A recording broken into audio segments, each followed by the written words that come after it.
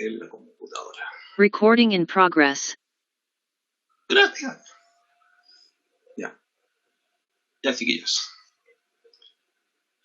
Entonces, buenos días. Vamos a empezar la clase 18, propiedades del miocardio. Les cuento que esta clase es una clase que recapitula muchas cosas que ya hemos visto, pero que las ordena en 5 propiedades del miocardio, ¿ya? Entonces vamos a empezar a ver cada una de ellas. Las propiedades se llaman excitabilidad o patmotropismo, conductividad o conductibilidad, dromotropismo, frecuencia, cronotropismo, la contractibilidad como tal, ¿no es cierto?, inotropismo, y la relajación que se conoce como lucitropismo. Entonces vamos a pasar una a una y vamos a ir dándole algunos aspectos ya vistos, pero ordenándolos de una manera clara, ¿ya? Así que vamos a partir primero con el objetivo de aprendizaje, es que ustedes puedan explicar y esquematizar el papel de los mecanismos fisiológicos en estas 5 propiedades del miocardio y puedan aplicar, por ejemplo, en una descripción qué células participan, qué receptores participan, qué estructuras están involucradas,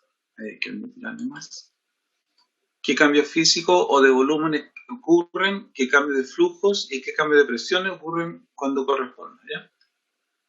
Entonces, este es el cuadro resumen de las propiedades. Por ejemplo, aquí en el sarcolema, ¿qué propiedades tenemos relacionadas? Tenemos asociado al sarcolema la excitabilidad, el automatismo y la conductibilidad, ¿ya? ¿Qué elementos claves están en el sarcolema? Están los canales pasivos, los canales activos, por ejemplo, canal dependiente de, ¿no es cierto?, dependiente de algún ligando, ¿ya? O los canales que dependen, o de un voltaje, y los canales que están de goteo, que son los que siempre se pueden abrir, ¿no es cierto?, o que están siempre abiertos, por eso se llaman de goteo o de leaking.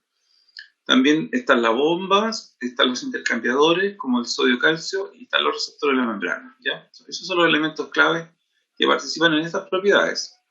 ¿Y qué células son las que participan? Bueno, obviamente participa el miocito y toda la transformación del miocito para generar el sistema excitoconductor. En los túbulos T, ¿qué cosas hay? Está el acoplamiento de la excitación con la contracción, ¿ya? Ese es el proceso clave. ¿Y quién participa en este proceso? Canales de calcio, el receptor de rianodina, las cisternas y el fosfolambano, que es el regulador, ¿ya? ¿En qué célula está ocurriendo esto? En el miocito. Y finalmente, en el sarcómero, ¿qué es lo que tenemos? Tenemos ahí la contractilidad y la relajación, ¿ya? Entonces el efecto inotrópico y el efecto lucitrópico. Y aquí, ¿cuáles son los elementos claves? Bueno, obviamente son los filamentos finos y gruesos, porque aquí están los monotones moleculares y el filamento fino está en la calle por donde camina, que es la actina, y el motor molecular es la miosina. Hay proteínas que regulan esto, como la troponina C, la troponina I, ¿no es cierto? Están los puentes cruzados, que en el fondo equivale cuando la miosina está conectándose con la actina. Está el ATP que le da la energía a la miosina para que camine. Y está el calcio que evita que facilita el desbloqueo, ¿no es cierto?, de la troponiosina. ¿Cuál es la célula involucrada? El miocito, ¿ya? Esta sería como la visión general de las propiedades. Entonces aquí están todas las propiedades. Por ejemplo, si uno las ve, excitabilidad es el patmotropismo. La conductibilidad es el dromotropismo, ¿ya? El automatismo tiene que ver con el cronotropismo, con el control de la frecuencia, ¿no es cierto? La contractibilidad, inotropismo, y la relajación con el lucitropismo. Estarían entonces aquí todas las propiedades que vamos a hablar ahora en esta clase, ¿ya? Entonces, ahí están, y vamos a partir con la excitabilidad. Que si uno lo comparara con un auto, sería el sistema de ignición, el sistema de partida, ¿no es cierto? Que por donde parte todo, ¿ya? ¿Y dónde parte todo? Parte con un potencial de acción en el nodo SA. Entonces, es la capacidad que tiene el miocardio de responder a un potencial de acción, ¿ya? Y el miocardio requiere del estímulo para ese potencial de acción, porque así despolariza su sarcolema y gracias al sistema excitoconductor, ¿no es cierto?, va generando la sístole cardíaca. Entonces, necesitamos un potencial de acción, que sabemos que inicialmente es un potencial de acción de otra manera. Este es el potencial de acción ya ventricular. Necesitamos otro que es de onda lenta, ¿no es cierto?, y que va a generar posteriormente en este potencial de acción. Primero en la aurícula, en los miocitos, y después vuelve al nodo AB, se vuelve a generar un potencial de acción lento, y después otra vez otro rápido, ahora en el ventrículo, ¿ya? Entonces, las estructuras que participan en esto, obviamente, es el sarcolema, se abren los canales de calcio dependiente de voltaje, los cuales, ¿no es cierto?, ingresan al interior de la célula y facilitan, ¿no es cierto?, el proceso de liberación de calcio inducido por calcio. Y, ¿no es cierto?, este calcio liberado posteriormente se une a la troponina C y facilita la fuerza contráctil que aparece acá, ¿cierto? Entonces, la pregunta es si un músculo puede tener contracciones prematuras. Sí, un músculo, por ejemplo, este es un músculo que no es el cardíaco, ¿ya? Y acá está la fuerza que se está generando, ¿ya? Hay una fuerza que se genera, y si otro estímulo, otro potencial de acción aparece antes de que la fuerza haya llegado a cero, simplemente se va a sumar, ya se va a sumar al otro, y va a generar, va generando una especie de fusión entre los dos picos de fuerza, ¿no es cierto? Y eso, generalmente cuando se fusionan, se produce un tétanos fusionado, ¿no es cierto? Pero en el caso del músculo cardíaco, eso no es tan fácil, porque acá, por ejemplo, el potencial de acción es del orden de milisegundos, un milisegundo. Fíjense que estamos hablando que la contracción dura como 300 milisegundos, o sea, está hablando de una cantidad alta de milisegundos. O sea, aquí pueden haber muchos potenciales de acción entre medio, lo cual hace que la musculatura pueda generar tetanización, ¿ya? En cambio, en el caso del músculo cardíaco, el potencial de acción dura a cerca de 250 milisegundos y la fuerza contráctil dura como 300 milisegundos. O sea, en realidad mucho más cerca que en estos casos. Y eso ayuda, en primer lugar, a que se evite la tetanización, ¿ya? Si buscamos, por ejemplo, otra vez un ejemplo más sencillo, como este que está acá, que hay un músculo, que hay un estímulo cuadrado, ¿no es cierto? Se produce la fuerza, se ve que se produce el mismo estímulo en términos espaciados, no alcanza a llegar a cero la tensión, y se va a producir otro hasta que finalmente se va a fusionar, ¿no es cierto? Si tengo muchos estímulos, en un segundo voy a tener una acción fusionada de la fuerza de ese músculo. Pero eso no puede ocurrir en el corazón, porque en el corazón sería totalmente despropósito lograr generar una fusión, porque significaría que yo estoy con el corazón completamente contraído, y eso no funciona. Tiene que funcionar como una bomba, ¿no es cierto?, que se contraiga y se relaje completamente. Y hay un rol clave de las catecolaminas, ¿ya? Las catecolaminas son las que ayudan a que el relajamiento ocurra mucho más rápido. Y por eso que facilita la taquicardia, porque si yo no tuviera un relajamiento súper rápido y las bombas de calcio se activaron, ¿cierto?, para bombear el calcio hacia el retículo sarcoplasmático, yo podría tener fusiones, pero no las tengo por eso, porque el sistema está regulado de tal forma que se impide que el calcio quede remanente después de una sístole, ¿ya? El calcio se retoma rápidamente, y la concentración intracitosólica de calcio siempre va a estar debajo de 0.1 micromolar, ¿ya? Por lo tanto, eso implica que no hay suficiente calcio para que se sume al siguiente ciclo. Este sistema, ¿no es cierto?, el sistema de corriente de nuestro corazón, ya lo conocemos, está dado por el sistema excitoconductor, ¿ya? Y si uno tuviera la posibilidad de ir colocando electrodos, ¿ya? Un electrodo, supongamos, colocamos un electrodo acá y uno externo, podríamos medir el cambio de voltaje del sino, del nodo sinusal, del nodo CA. Y sería así, y sería un potencial de acción de esta forma. Que es un potencial de acción lento, ¿ya? Porque le cuesta, se demora como 100 milisegundos en llegar al pico. Si colocáramos un electrodo en la aurícula, acá, ¿cierto? Encontraríamos que es un potencial de acción rápido, porque se demora prácticamente 1 milisegundo en llegar, en completar la fase cero.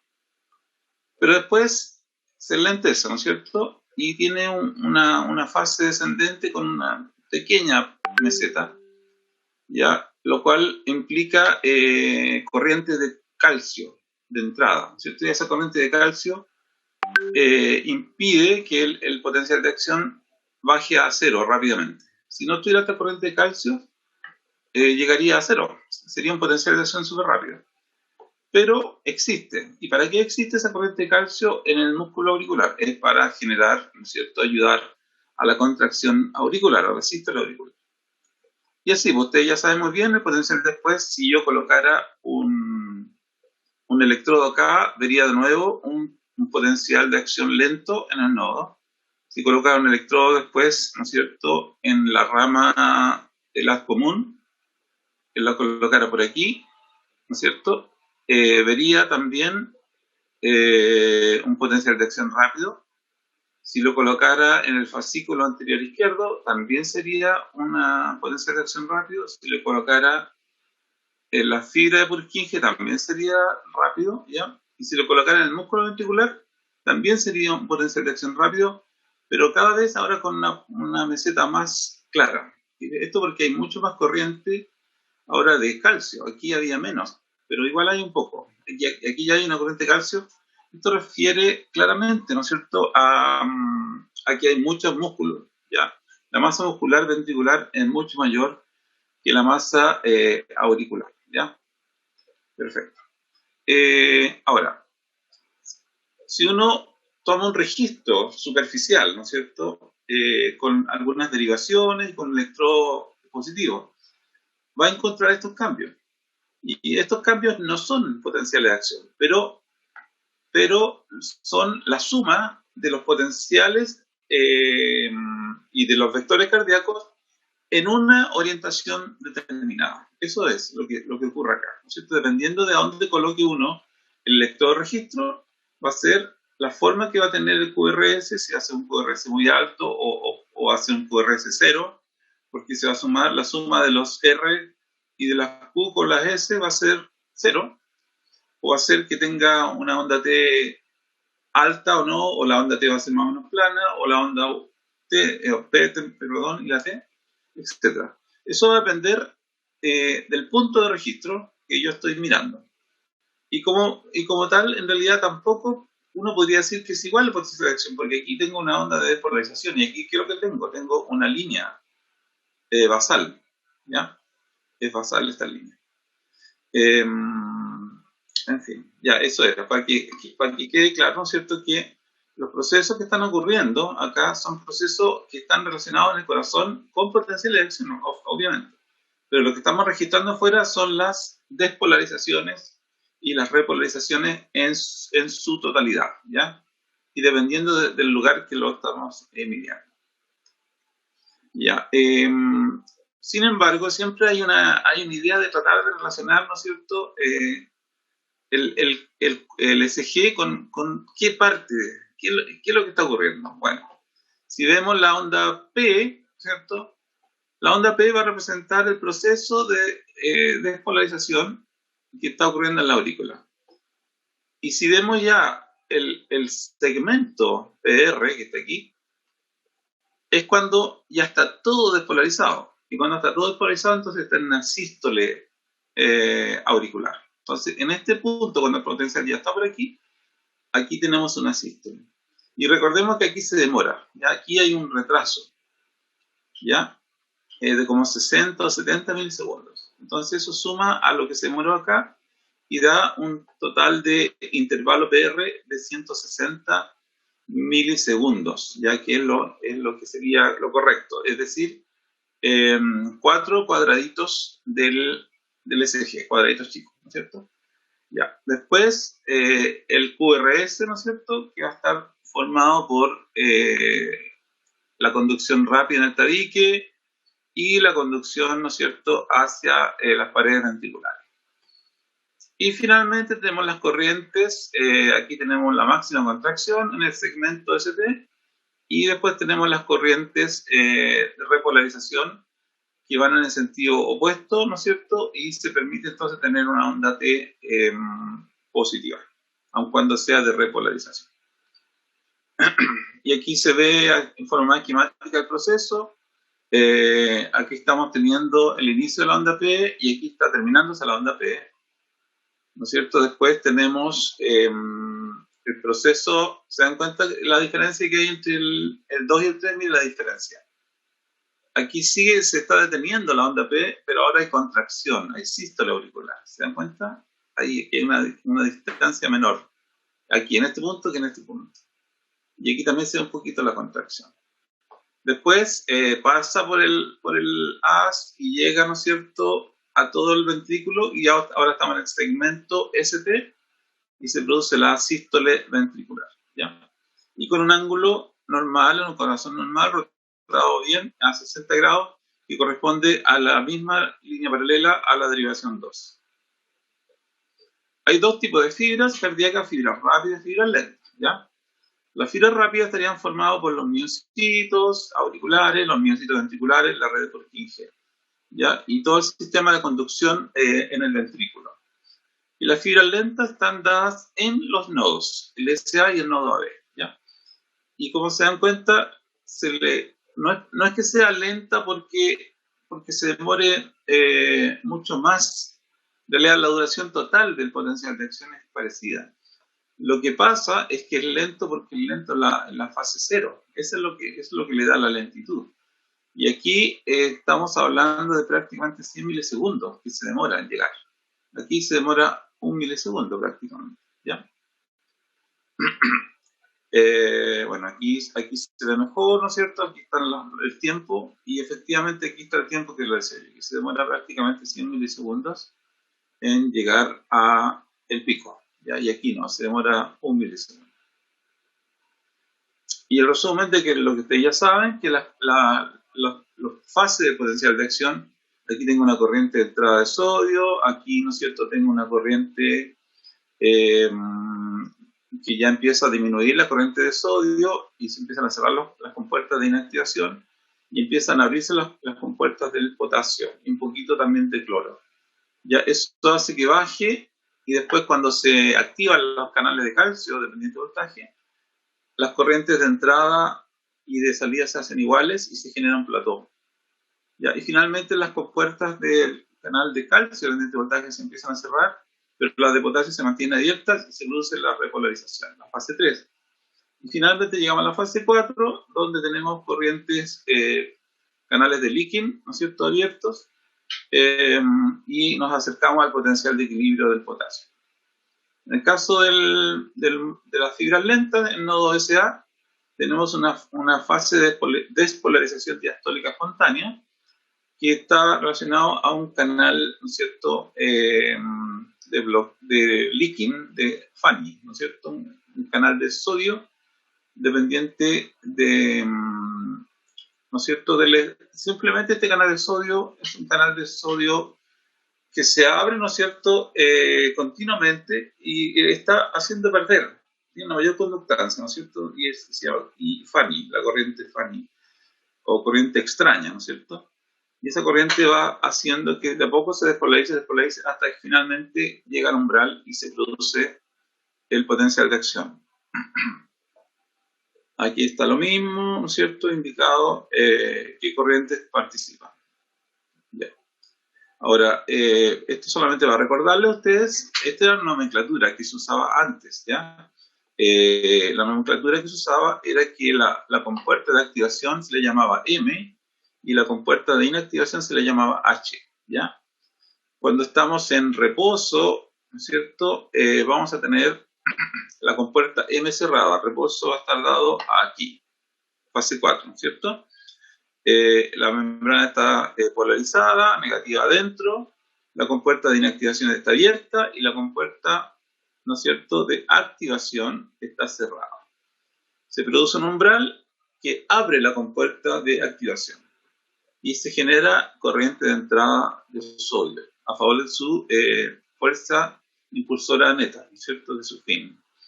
Y esta corriente es una corriente despolarizante que va a producir la fase 0. Después, cuando llegamos ya al pico, se cierra, ¿qué se cierra? La compuerta de inactivación, manteniendo la otra abierta, ¿no es cierto? Y en este caso, el canal de sodio dependiente de voltaje ya no se puede activar. Pero acá se abren canales de cloro y canales de potasio.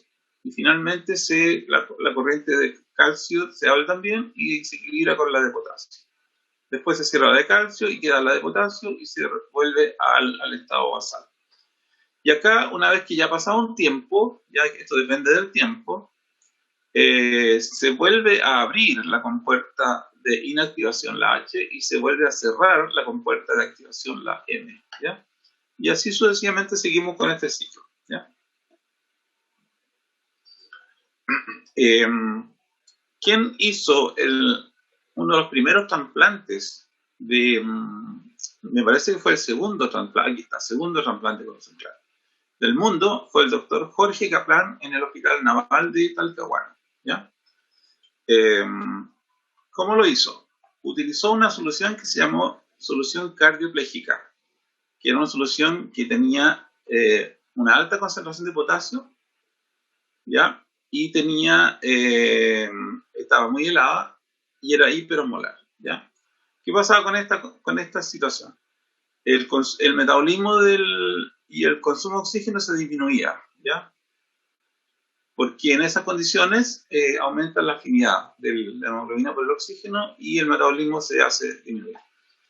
Y se produce una despolarización que inactiva los canales de sodio dependiente de voltaje, cerrando la compuerta H. Y va a reducir la sensibilidad de los nuevos estímulos y disminuye la conducción. Y esto va a provocar una arritmia, finalmente un paro sinusal y una asistolía.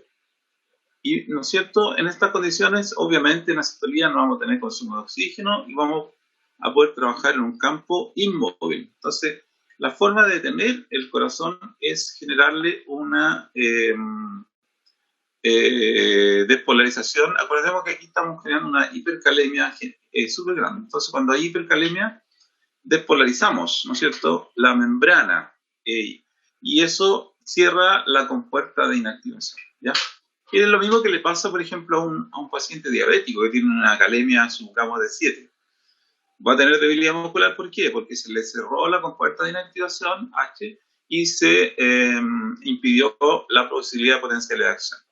Miren lo que va a pasar aquí. Si va aumentando mucho los niveles de potasio, en vez de que tenga un potencial de acción, el músculo ventricular o el sistema excitoconductor, que sea súper rápido de 1 milisegundo, cada vez se va a ir enlenteciendo más la fase 0, ¿ya? Hasta que finalmente se va a producir una asistolía. Ya, eso sería por el cronotropismo, ¿no es cierto? O sea, perdón, el pasmotropismo, perdón. Ahora viene cómo se conduce, ¿ya? Profesor, la hipercalemia entonces provoca una gran despolarización, una gran repolarización, la hipercalemia. Despolarización. Ya. Siempre, recuérdense de lo que hemos estudiado con la ecuación de Goldman, ¿ya? Si ustedes colocan en la ecuación de Goldman un potencial de equilibrio del potasio, ¿ya?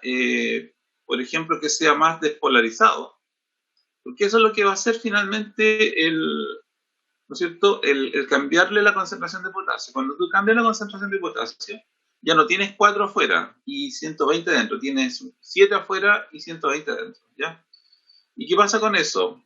El potencial de equilibrio se hace, en vez de ser menos 90, se hace menos 70. Tú colocas ese valor en la ecuación de Goldman y haces que entonces que el potencial de reposo de la membrana que se note ya no llega a 70, llega después, empieza a bajar, llega, ¿no es cierto?, a 60. una cosa así. Entonces se despolariza. Al revés, si fuera hipocalemia. Si tú pones hipocalemia, vas a ver que cambia el potencial de equilibrio y se hace mucho más negativo, se hace menos 110.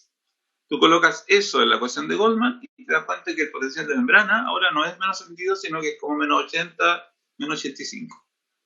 Entonces, eso es lo que tienen que tener súper claro ustedes. Vean un paciente diabético con calemia alta, ustedes dicen la membrana de esta persona está despolarizada. Es lo primero que tienen que decir.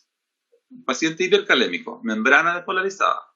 Y si tiene la membrana despolarizada, tiene cerrada la compuerta de inactivación. Y eso explica la debilidad muscular. ¿Vale, Christopher? Sí, se entendió súper bien, muchas gracias. Listo, ya, eso para que se recuerde, ¿ya? Ya, muy bien. Entonces ahora, una vez que hemos conducido, ¿no es cierto?, por ejemplo, por los tractos internodales, ¿ya? ¿Cómo se transmite el potencial de acción y la despolarización hacia las células? Hacia las células auriculares, por ejemplo, o hacia las células ventriculares. Bueno, eso se hace por las uniones GAP, ¿ya? Recordemos que el corazón tiene uniones GAP que le facilitan, ¿no es cierto? Son sinapsis eléctricas, básicamente, ya lo hemos visto, sinapsis eléctricas, y hacen que el músculo auricular y el músculo ventricular se establezcan como un sincicio funcional. Entonces le llega la corriente al primero y esa corriente se transmite rápidamente hacia toda la otra célula, ¿no es cierto?, con una velocidad muy, muy rápida. Y esto es lo que uno le llama la conductibilidad, ¿ya? Entonces, cuando hay mayor velocidad de conducción, cuando aumenta ¿no es cierto?, la velocidad en que se va a generar la fase cero. ¿Cuánto cambio de voltaje voy a lograr por unidad de tiempo? ¿No es cierto? Y esto se produce mejor cuando la membrana está hiperpolarizada. Es decir, cuando el voltaje de la membrana sea más negativo que menos 90, por ejemplo, y tengamos en condiciones de hipocalemia, por ejemplo, sería muy bueno, porque ahí tendríamos con un voltaje de membrana de menos 100, por ejemplo, ¿ya? ¿Y por qué sería bueno que en la hipocalemia para aumentar la velocidad de conducción? Es porque se pueden reclutar muchos más canales de sodio, porque van a haber muchos más canales de sodio que están listos, completamente activables, ¿no es cierto? Entonces, en ese caso, la velocidad de conducción en hipocalemia se transfiere a una velocidad de conducción rápida, hay más canales de sodio listos y hay mayor reclutamiento entonces de un canal que va activando al otro. No hay ningún canal que esté como medio básico, yo no quiero ser activado, sino que todos están listos para que se produzca el estímulo. Pero opuestamente, cuando hay hipercalemia, hay algunos canales o muchos que pueden tener la compuerta H cerrada, ¿ya? Y en ese caso, la velocidad de conducción que yo puedo tener, la activación hacia el músculo, se hace mucho más difícil. Ya, este es un gráfico interesante que yo no se lo había mostrado antes, pero quiero que aprendan lo siguiente, ¿ya? Que ya hemos dicho, si hay hipercalemia, se produce una despolarización. Esta línea abajo es el potencial de reposo de la membrana, o sea, la ecuación de Goldman, ¿ya? Entonces, cuando yo genero mucho potasio, por ejemplo, 7 miliequivalentes de potasio en el plasma, se despolariza. ¿Se da cuenta, Christopher? Y si yo genero hipocalemia, se va a hiperpolarizar, ¿vale? Ya. Pero miren ahora. Ojo, que en estas dos condiciones hay debilidad, ¿ya? En las dos hay debilidad, tanto en la hipercalemia como en la hipocalemia. ¿Por qué? Porque aquí estoy muy lejos del umbral. Entonces aquí lo que me va a costar es llegar al umbral. Pero si llego al umbral, voy a tener un buen reclutamiento, ¿ya? En el otro caso, acá tengo las compuertas H inactivadas. Las compuertas de inactivación están cerradas. Entonces aquí, aunque tenga mucho estímulo, no voy a poder producir el potencial de reacción. Ya, es como que queda en un periodo refractario, ¿ya? Eso es lo que va a pasar con la hiperpotasia. Acá no. En la hipopotasia no es así. No estoy en periodo refractario y lo que sí necesito es un estímulo mayor. Ya, pero hay otro término que a veces se confunde entre la hipocalemia o hipopotasemia con la calcemia, ¿ya? Ojo que son parecidos, pero no son iguales, ¿ok? ¿No es cierto? La hipercalcemia es aumento del calcio plasmático. ¿Y qué hace el aumento del calcio? Hace que el umbral esté más alto. Y se separe el umbral, esta línea que está aquí, el umbral, se separe de la línea de reposo. Por lo tanto, ¿qué hace? Hace que sea más difícil llegar al umbral, ¿no es cierto? Entonces, la hipercalcemia es una situación que me aleja el umbral del potencial de reposo, lo cual es malo, si yo quiero activar. Pero la hipocalcemia, y esto se lo voy a repetir en otra ocasión igual, pero ahora quiero que lo aprendan, la hipocalcemia hace disminuir el valor del umbral, lo acerca. Entonces me gustaría que ustedes me dijeran, ¿qué consecuencias creen ustedes que debería tener un paciente hipocalcémico sobre su estado de contracción muscular? Esto no es solamente en el corazón, es en todo el cuerpo. ¿Qué pensarían ustedes sobre el estado de contracción de sus músculos, un paciente que tiene hipocalcemia? ¿Qué dirían ustedes?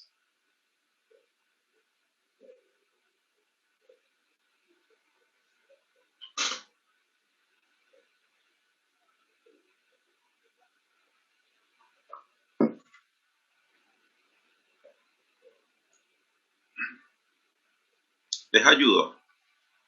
Este es el umbral normal al cual yo tengo que llegar para generar un potencial de acción. Este umbral está, ahí voy a poner mi dedo en la pantalla, está a 3 dedos del potencial de reposo. En cambio, cuando yo tengo hipocalcemia, estoy a 2 dedos del potencial de reposo, el umbral. ¿Qué podrá significar entonces si el paciente está hipocalcémico sobre la posibilidad de generar potenciales de acción? En ese sistema, ¿hay más posibilidades o menos posibilidades de generar potencial de acción en los músculos? Más posibilidades. Hay más porque está más cerca. Y si tiene más posibilidades y el músculo se puede contraer y se puede fusionar, ¿qué creen que le podría pasar a este paciente? ¿Mayor rigidez muscular? ¿O tétano? Mayor rigidez. ¿Y cómo se llama cuando se fusionan las contracciones? El tétanos. Y esto se llama tetania hipocalcémica. Un paciente hipocalcémico normalmente va a tener una tetania hipocalcémica, va a tener un aumento, una contractura generalizada, tetánica, por la hipocalcemia. ¿Vale? Ese es un bonito aprendizaje de algo que es clínico. Esto es clínico. Pero también es fisiológico, porque ¿saben por qué es fisiológico? Se los voy a contar. Y después me lo cobran porque se los tengo que repetir. ¿Por qué es fisiológico? Porque resulta que basta con que uno hiperventile para generar una hipocalcemia. Mira lo que les voy a decir. Uno puede hiperventilar y si logra hiperventilar durante un buen tiempo, ustedes van a tener contractura en su musculatura. Porque van a hacer que el umbral se acerque al potencial de reposo. ¿Se entiende lo que estoy diciendo? Yo no lo entendí, profe. La verdad, no lo puedo repetir. La hiperventilación, estoy diciendo, miren qué cosa más rara. Que la hiperventilación genera una tetania hipocalcémica. Eso es lo que le estoy diciendo. ¿Y por qué razón sería eso? Esa es la pregunta. Estaba esperando que alguien me dijera por qué. Es por lo siguiente. Tiene que ver con la albúmina y tiene que ver con los protones. Mira lo que te voy a decir. Resulta que la albúmina es una proteína grande que tiene muchos sitios de unión de cationes, ¿ya? Entre ellos, ¿qué cationes se pueden pegar a la albúmina? Se pueden pegar los protones o el calcio, ¿ya? Son cationes que se pueden pegar y son cationes presentes en el plasma, ¿ya? Pero resulta que cuando uno hiperventila, genera un estado ácido básico de alcalosis. Porque, ¿qué pasa en la hiperventilación? Uno exhala mucho CO2, ¿ya? Al hiperventilar, bota mucho CO2. Y uno genera lo que se llama la alcalosis respiratoria, ¿ya? Y cuando hay alcalosis respiratoria, ¿qué significa eso? Significa que los protones que estaban pegados a la albúmina ya no empiezan a soltarse y empiezan a pegarse con el CO2 de alguna manera, que ustedes ya lo van a aprender, y son retirados como ácido volátil. ¿Ya? El CO2 es un ácido volátil o un generador de ácido. ¿Y qué es lo que le pasa a la albúmina ahora? Que ya no tiene tanto pegado los protones, porque está en estado de alcalosis, ahora aparecen sitios en la albúmina que pueden pegar calcio. Entonces, el calcio ionizado, que normalmente tiene una concentración de 2,5 milimolar, ese calcio ionizado en el plasma empieza a pegarse ahora a la albúmina. Y entonces va a empezar a generar ese sistema de hiperventilación con alcalosis respiratoria, va a empezar a generar una hipocalcemia, porque el calcio se va a empezar a pegar. Es como que se transfiere el calcio desde la fase acuosa a la fase sólida, pegada a la albúmina. ¿Ya? Y eso es un proceso fisiológico, eso es absolutamente normal. ¿Y por qué yo puedo, cuando hiperventilo, botar? Porque la palabra hiperventilación implica una disminución, ¿no es cierto?, de la PSO2. Si yo logro cambiar, ¿no es cierto?, la PSO2 que hay en mi alveolo, entonces yo puedo estar hiperventilando, ¿ya? Yo sé que les dije muchas cosas, pero aquí hay una secuencia de eventos que son fisiológicos. Todo parte con el equilibrio que hay en la albúmina entre cationes. Y si el número de protones y el número de calcio pegados es normal, entonces estamos en el umbral aquí, el umbral normal. Pero si se sueltan los protones por efecto de la alcalosis, el calcio se va a pegar ahora a la albúmina y va a bajar su concentración. Y va a generar una hipocalcemia transitoria, que es por la hiperventilación, ¿ya? ¿Se entendió? Sí, más o menos. Como no del todo, pero sí se entendió. Prometo, no, voy a explicarlo. ¿Qué hora es? Son las, que no se me pase la hora. Ya, se me está pasando la hora. Ya, pero esto lo voy a explicar otra vez, ¿ya? Pero lo interesante es que quiero que se queden con la idea de que la hipocalcemia genera cambios en el umbral, ¿ya? Y que la hipocalcemia lo que hace es acercar el umbral del potencial de acción al potencial de reposo, ¿vale? Eso es lo que quiero que se quede. Y si esto ocurre, entonces hay mayor excitabilidad, mayor posibilidad de contracción, ¿ya? Y como está pasando esto, entonces se va a generar una tetania hipocalcémica, ¿ya? Ese sería el concepto. Ya, y acá nos quedamos entonces en la frecuencia cardíaca. Entonces vamos ahora a hacer un break y volvemos a las 9, 10 minutos para tratar de terminar. No estoy seguro que vamos a terminar esta clase porque se nos atrasó un poquito, ¿ya? Pero a la vuelta, en realidad lo que sigue todo lo hemos visto ya, así que no se asusten mucho, pero paremos los 10 minutos de break que tenemos siempre, ¿ya? Entonces volvemos a las 9:10 y nos quedarían 20 minutos para terminar, ¿vale? Bueno, perfecto. Bueno. Gracias, profe.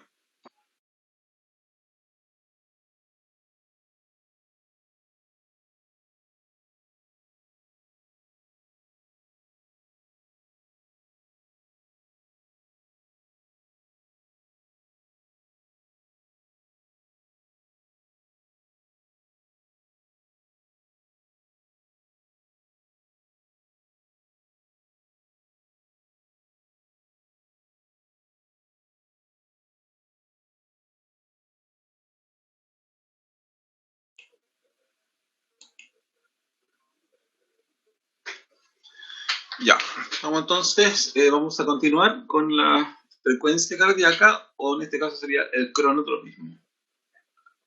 Bueno, esta es una propiedad que depende, ¿no es cierto?, de la fase 4 o de lo que ocurre en esa fase 4 que se llama despolarización diastólica espontánea, ¿ya?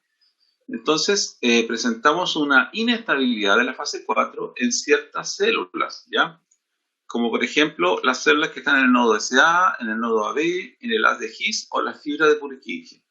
Y cada una de ellas, por lo tanto, puede, en forma decreciente, ir tomando control de la frecuencia cardíaca. Si falla el nodo SA, sigue el nodo AB. Si falla el nodo AB, sigue la célula del haz de His. Y si falla esto, sigue la fibra de Purkinje. Y ahí esta despolarización diastólica espontánea depende del ingreso pasivo de sodio con las corrientes I-Fani También las catecolaminas pueden aumentar la pendiente de la despolarización diastólica espontánea, y la acetilcolina puede inhibir esa pendiente, disminuyéndola, activando canales de potasio, ¿ya? Y este automatismo lo que genera es un ritmo, ¿ya? Es un ritmo que está favorecido por el sincicio funcional que hay en aurículas y ventrículos, ¿ya? Y por lo tanto, el marcapaso que vaya por las vías que tengan esta despolarización diastólica espontánea se va a transmitir rápidamente esa despolarización hacia todas las ventrículos, todas las aurículas.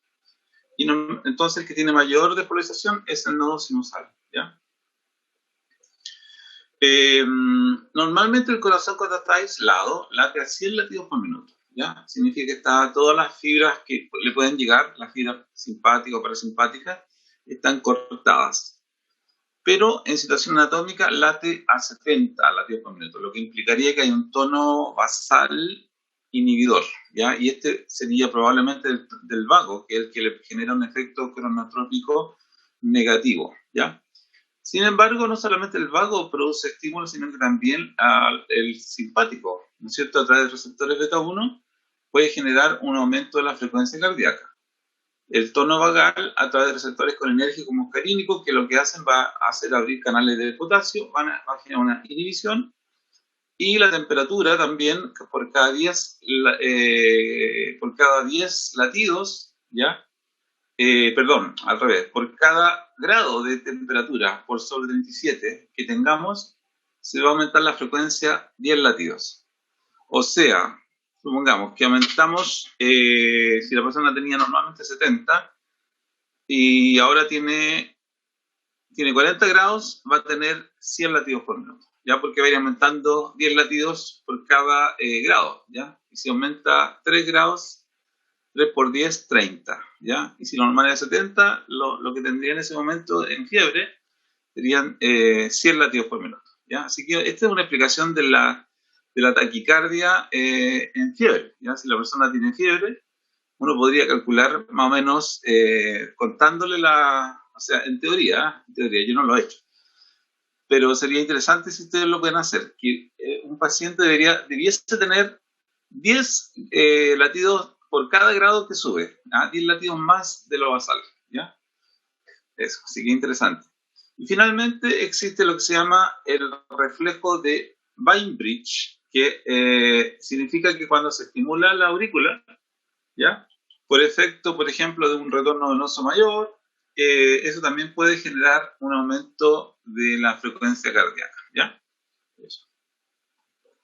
Ya, acá se van mostrando el ejemplo de la despolarización diastólica espontánea, que es estimulada con los beta 1 y que es inhibida por los receptores colinérgicos muscarínicos, ¿ya? Acá también se muestra el efecto de la frecuencia sobre la contractilidad, que si se dan cuenta, si aquí en verde estamos aumentando la frecuencia y paulatinamente empieza a aumentar la tensión que va generando, la fuerza. Y esto va ocurriendo porque el sistema no logra generar una mayor recaptación, ¿ya? Del calcio. Y como tal, entonces voy a ir teniendo cada vez, que haga más frecuencia, voy a ir teniendo cada vez un poco más de fuerza, ¿ya? Y esto se llama efecto de escalera positivo, o efecto Bowditch o Trepe, ¿ya? Son los mismos nombres para este mismo efecto. Y en el caso, que ya lo conocemos, de la contracción ventricular prematura, ¿ya? ¿Qué es lo que va a pasar? Va a pasar que en la extrasístole, ¿ya? En la extrasístole ventricular yo voy a tener menos fuerza, pero después en la post-extrasístole, es decir, el latido siguiente, voy a tener más fuerza. Y en este punto, en la post-extrasístole, donde el paciente va a decir que siente la palpitación, ¿ya? Entonces, si yo logro tener una extrasístole, ¿qué significa? Que tiene un complejo QRS que no ha sido precedido por una onda P, y además el complejo QRS es muy extraño y anómalo, muy ancho. Ya, eso sabemos que es una extrasístole. Y vamos a saber que en ese momento la fuerza y la tensión que va a generar es menor. Por lo tanto, incluso va a tener un volumen sistólico menor. Y en el latido siguiente voy a tener la acumulación del retorno venoso que no se ocupó en el latido previo. se le suma al tono venoso normal y se produce un llenado mejor, se produce mayor fuerza sobre el apamiento y mayor fuerza. Y eso por eso la persona va a sentir que hay una palpitación, ya algo raro. ¿Qué otras cosas controlan la frecuencia? Bueno, aquí tenemos el reflejo de Bainbridge, ¿cierto? Supongamos que a la persona le colocamos suero intravenoso, la presión de la aurícula derecha aumenta, eso significa que hay mayor tensión en esa aurícula, y eso significa que se activa el reflejo de Bainbridge y produce una mayor frecuencia.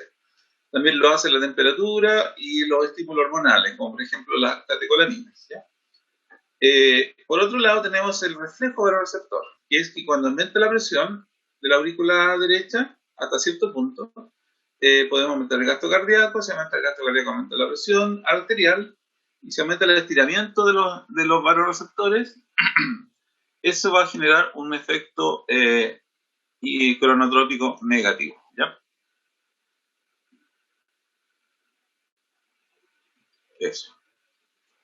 También podemos hacer experimentos con drogas. Por ejemplo, si yo agrego un inhibidor colinérgico muscarínico como la atropina, voy a encontrar que a medida que la droga, ¿no es cierto?, se agrega una vez, voy a tener este aumento. Si se agrega por segunda vez, voy a tener este aumento de la frecuencia. Si se agrega por tercera vez, hasta que llega como un plató cerca de los 115 más o menos latidos por minuto, ¿ya? Entonces, algo que ayuda a generar un efecto cronotrópico positivo es la atropina. El propanolol ayuda a bajar un poquitito, ¿no es cierto?, la frecuencia, porque es un inhibidor del receptor beta 1, ¿ya? Inhibidor, entonces, adrenérgico. Y acá baja, pero aquí tiene mayor efecto a frecuencias altas, se dan cuenta que a frecuencias bajas. Y la atropina, cuando la frecuencia está baja, también tiene un efecto parecido. En realidad las curvas no son tan diferentes sus pendientes, son bastante parecidas. Eso.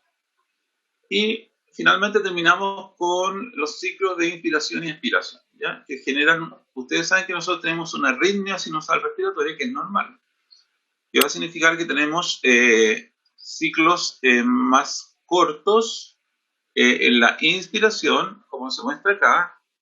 Aquí estamos en la inspiración, el punto bajo es la inspiración, y tenemos ciclos cardíacos más cortos, y después tenemos ciclos cardíacos más largos en la expiración, que es el punto que está acá. Entonces aquí estamos expirando y se demora más, por lo tanto aquí frecuencia más baja a este punto. Y después estamos inspirando y aquí tenemos frecuencias cardíacas más altas en este punto, porque la duración del ciclo es menor, ¿ya? Eso es normal y eso es una arritmia fisiológica. Me faltaba que tenemos también una relación entre los gases circulantes, ¿no es cierto?, y un efecto sobre el tono vagal. Esta es una relación compleja porque en realidad aquí está asociado solamente el quimiorreceptor periférico. Recordemos que también hay un quimiorreceptor central. Bueno, el periférico es sensible a la hipoxemia debajo de 60 milímetros de mercurio, es sensible a la hipercapnia y es sensible a la acidosis. Entonces, si tenemos una mayor concentración de protones, mayor concentración de CO2 o menor concentración de oxígeno debajo de 60 milímetros de mercurio, se activa fuertemente el quimiorreceptor y activa la ventilación, ¿ya? Entonces, tenemos una mayor ventilación que lo que hace son dos efectos grandes. Primero, elimina el CO2. Al eliminar el CO2 va a generar una hipocapnia. Y esto equivale, ¿no es cierto?, a una calosis respiratoria. Segundo, va a generar, ¿no es cierto?, un aumento del estiramiento pulmonar, ¿ya? Y lo interesante es que estos dos efectos van a inhibir el tono vagal, que puede generar hacia el corazón. Entonces, estos dos efectos lo que harían es bloquear la inhibición y en teoría deberían también aumentar la frecuencia, porque un bloqueador que bloquea a otro bloqueador significa estímulo, ¿ya? Sin embargo, para complicar esto un poco más, es que este quimiorreceptor periférico también en forma directa activa el control vagal inhibidor, ¿ya? Entonces, si solamente estuviera este efecto, tendríamos la paradoja, ¿no es cierto?, que la disminución del oxígeno, el aumento de CO2 y el aumento de concentración de protones debería disminuir la frecuencia cardíaca. Eso sería la paradoja. En realidad yo no esperaría eso. ¿Por qué? Porque lo que quiero es tratar de sacar los gases, ¿no es cierto?, como el CO2. Y quiero llevar más oxígeno. Y eso no me conviene tener menor frecuencia cardíaca, ¿ya? Pero quien resuelve esto y logra compensarlo es que estos mismos gases, ¿no es cierto?, posteriormente van a oponerse a este efecto, ¿ya? Así que aquí tenemos un efecto dinámico que lo vamos a seguir estudiando cuando venga el profesor Fernando Moraga, ¿no es cierto?, donde vamos a estudiar cómo ocurre esto en altura. En altura es bien interesante el fenómeno, pero lo que podríamos decir en forma más tajante, digamos, del fenómeno es que la hipoxia hipovárica que se genera en altura provoca un aumento de la frecuencia cardíaca, ¿ya? Entonces, de ahí partimos nuestro análisis. Así que ahí lo voy a dejar. Aquí está los registros de un ECG, ¿no es cierto?, con una frecuencia normal, una taquicardia con una bradicardia.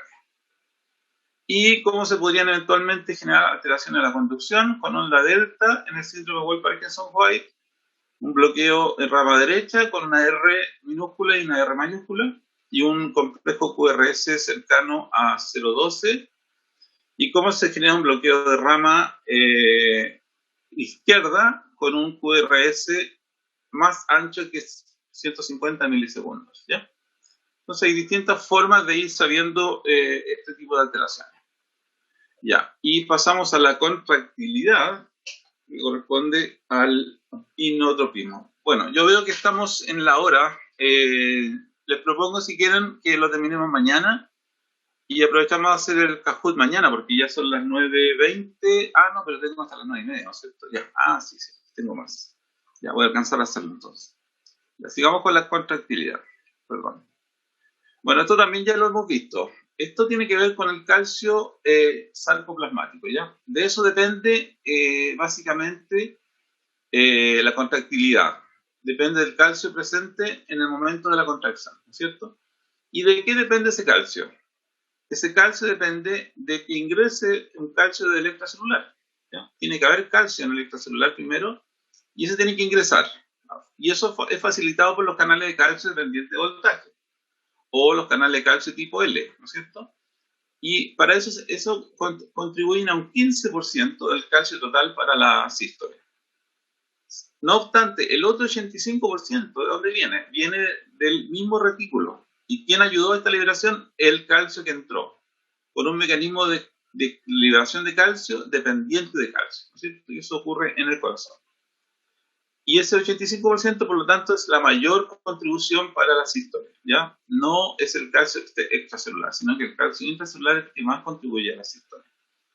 Pero también esta contractilidad va a depender del citoesqueleto, que esté bien, que la TPasa esté bien, que la miosina esté bien, que la sensibilidad troponina C al calcio esté bien, que el sarcómero esté bien, que todas las estructuras del sarcómero estén bien pegaditas, bien ordenadas, no exista una distrofia, por ejemplo, y cosas así. Entonces, el citoesqueleto y todo el aparato contráctil tiene que estar bien.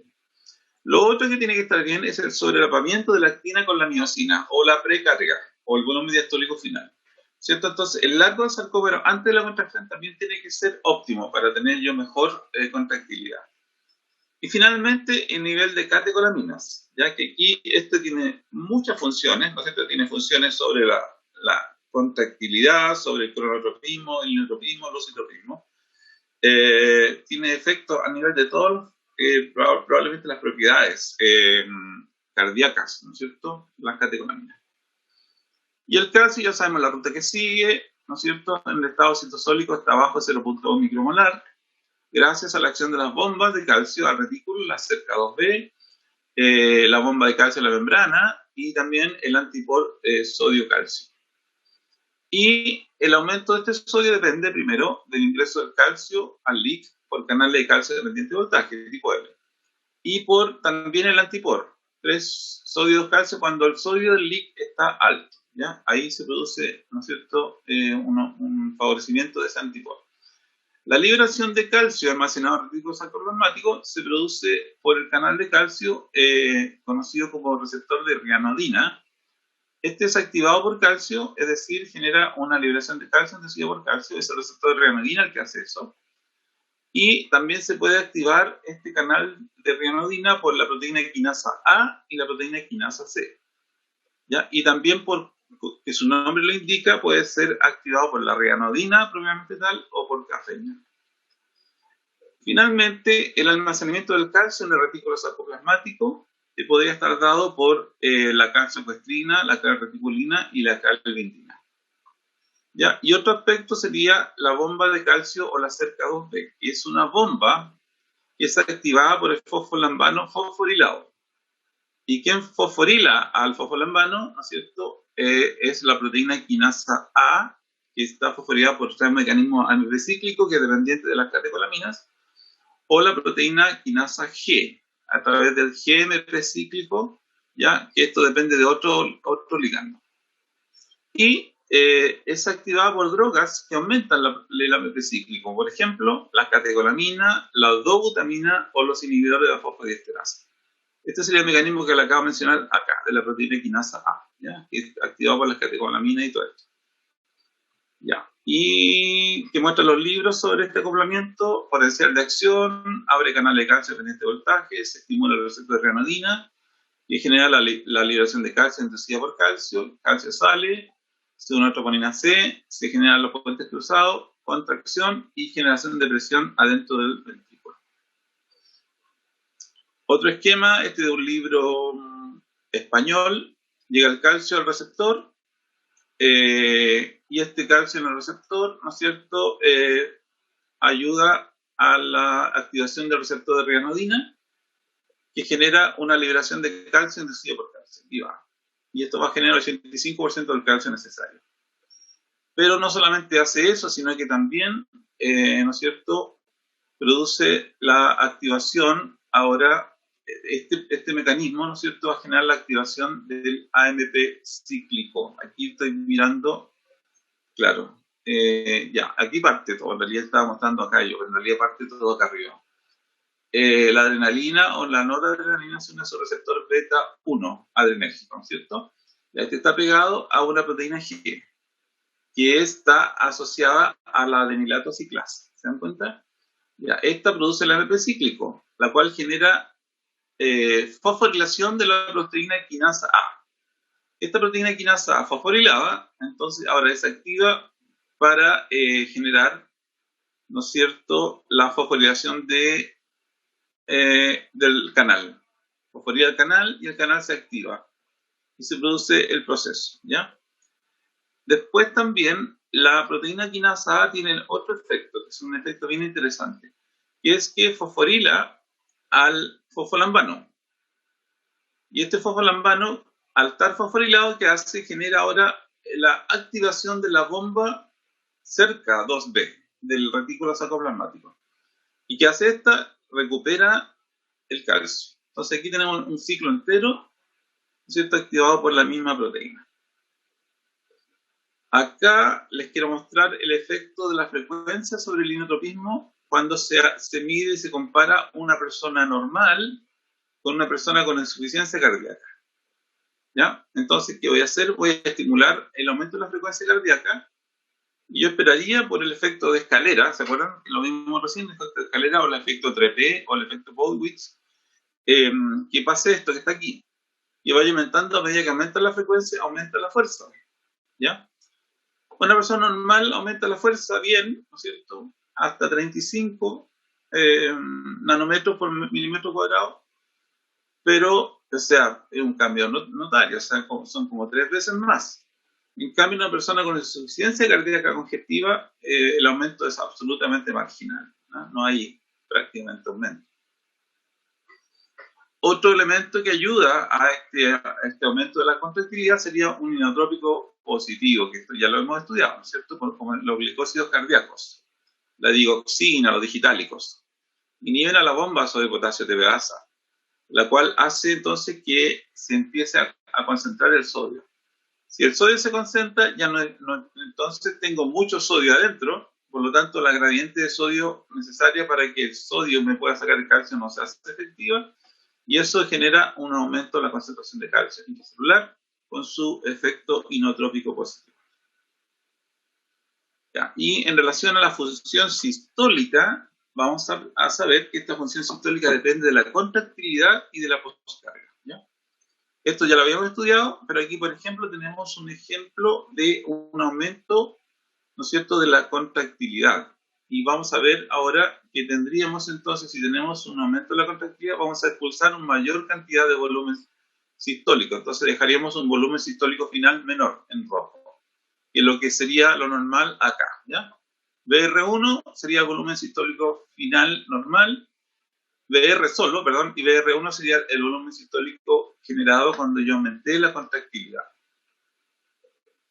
Y este mecanismo se va a producir, como ya lo vimos, ¿no es cierto? Pero revisándolo ahora con otro esquema, se une el receptor beta-adrenérgico a su receptor beta-1 y se activa la adenilato ciclasa que genera MP cíclico, que genera la proteína quinasa A activa, la cual fosforila el canal y el canal se activa. Y también fosforila a la bomba, a la cerca 2B, que viene acá, el fosfolambano, ¿no es cierto? Se activa y eso se une a la bomba cerca 2B y se produce la recuperación de nuevo del calcio. El mismo ejemplo acá, catecolamina es un receptor, AMP cíclico, el AMP cíclico se une a la proteína quinasa, ¿no es cierto? Y esta fosforila el canal de calcio o fosforila el fosfolambano. ¿Ya? Y el fosfolambano fosforilado activa la cerca 2B. Y en el caso del canal de calcio fosforilado, también lo que hace entra el 15% del calcio, lo cual ayuda a que se abra el receptor de reanodina y produzca la liberación de calcio inducida por calcio, que sería el 85% del calcio necesario. ¿Qué cosa determina la poscarga del corazón? Lo va a determinar la geometría del ventrículo, la resistencia periférica y la impedancia aórtica, ¿ya? Y ya lo habíamos conversado. Y esto es la ley del Blas, ya sabemos también que a mayor radio hay mayor tensión, a menor radio aquí hay mayor colapsabilidad, aquí hay menor colapsabilidad. Mayor y menor colapsabilidad, pero la presión es igual en todas partes, ¿ya? Eso. Lo cual va a generar hipertrofias excéntricas o concéntricas, ¿ya? Comparado con el grosor normal del corazón. Y a mayor efecto de la poscarga, ¿no es cierto? Como se muestra acá, si yo voy aumentando la poscarga, voy cada vez disminuyendo la velocidad de contracción. Y esto, ¿cómo se ve fácilmente? Se mira con que yo flexiono mi antebrazo, mi brazo. Si yo pongo un libro y lo flexiono, quizá me va a costar más. Si pongo aquí 100 kilos y trato de flexionar, probablemente no lo voy a poder acortar. ¿Por qué? Porque va a generar una poscarga imposible de levantar con un solo brazo, ¿ya? Entonces voy a llegar a velocidad 0. Ya, yo creo que voy a quedar aquí porque no alcanzo, ya nos pasamos de la hora. Vamos a dejar aquí en la poscarga, déjame ver si me queda. Ya, me queda solamente ver esto, pero esto ya lo habíamos visto, ¿ya? Así que se lo cuento así rapidito nomás. En rojo de nuevo aparece el aumento ahora de la poscarga. Entonces, si aumenta la poscarga, voy a tener que generar más presión para sacar un volumen sistólico, que va a ser menor que lo que normalmente era, ¿ya? Entonces, aquí nos vamos a quedar y vamos a seguir mañana con esto, con el lucitropismo, y tendremos un Kahoot de esto mañana también, ¿ya? Eso. Ya, yo creo que voy a parar porque si no me pueden alegar ustedes que yo estoy demorándome mucho, ¿no es cierto? Vamos a pausar. Vamos a detener. Recording stopped. Gracias.